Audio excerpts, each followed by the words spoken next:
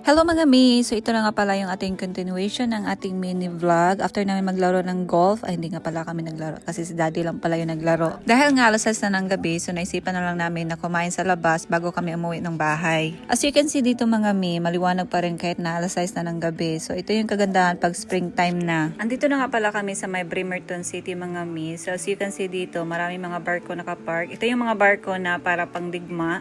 So may mga barko din dyan na nakapunta na ng Pinas, ganyan. Merong part dito mga mi na museum. So open siya sa mga turista. Pero ako hindi pa ako nakapasok dyan.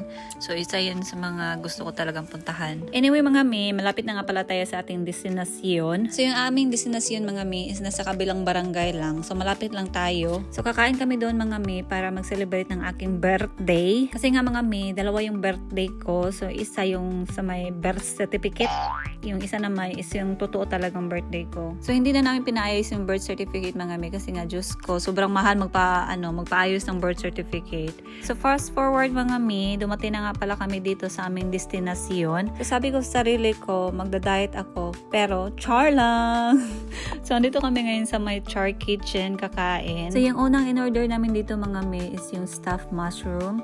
So meron yan siyang seafood, tapos merong garlic bread, and sobrang sarap niya mga mi. At mapapawaw ka talaga sa sobrang sarap. Kahit si Daddy Sam, gusto din niya yung lasa ng mushroom. Sa is naman dito is hindi niya kinain yung mushroom. Yung kinain niya talaga is yung bread, yung sourdough bread, and sobrang masarapan din siya mga mi. So ayan mga mi, fast forward, simhot sarap, wala talagang tira kasi nga gutom yung aming katawang lupa. While waiting sa aming main course mga mi, so naisipan kong mag-break muna. Ayan, pumunta ako dito sa kanilang CR. In fairness, sobrang ganda ng CR nila. Kasi nga itong building na to, bago pa. And parang kakabukas lang nila ba, ganun. So, ayan. So, hindi pa gaano kagamit yung CR nila. At syempre, andito na yung ating main course. So, ayan, nag-order lang ako ng clam chowder kasi nga, isa yan sa paborito ko.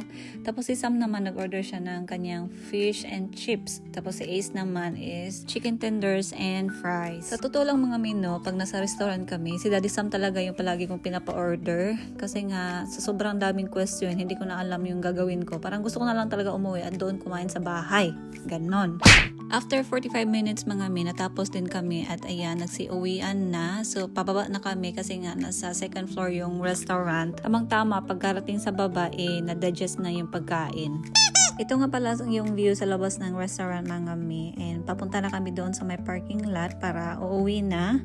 Kasi nga busog na yung mga person. Siyempre, gusto ko na din magpasalamat sa lahat ng bumabati sa aking karawan. Thank you guys. And salamat din sa inyong panonood ng aming mini vlog. So hanggang dito na lang yung ating vlog. Ingat kayong lahat. Paalam! Mwah!